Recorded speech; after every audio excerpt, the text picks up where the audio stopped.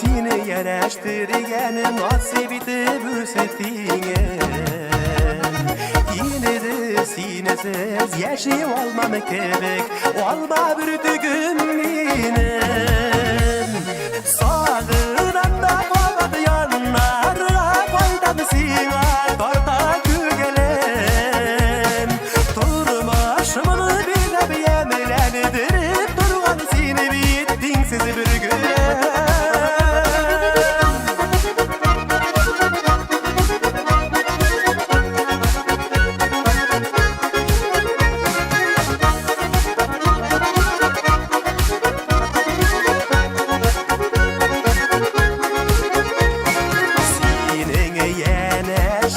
Hoşmak gerek sur kızday seni mina yaratam deyip nazlı deşülerin ellerine tuyula sağından da babat yanlarına koydum sina torta gügelem.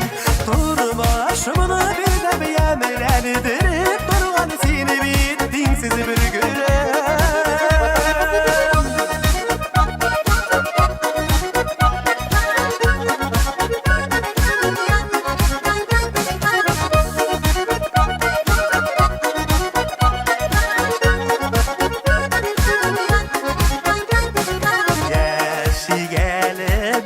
Matur yaşık ömürler birbirine hürmet yok almasın ne kaderdike nasip bulgar dine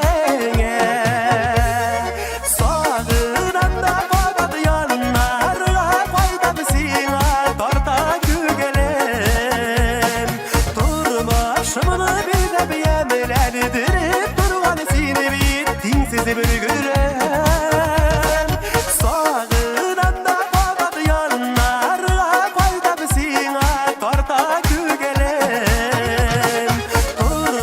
Şamanı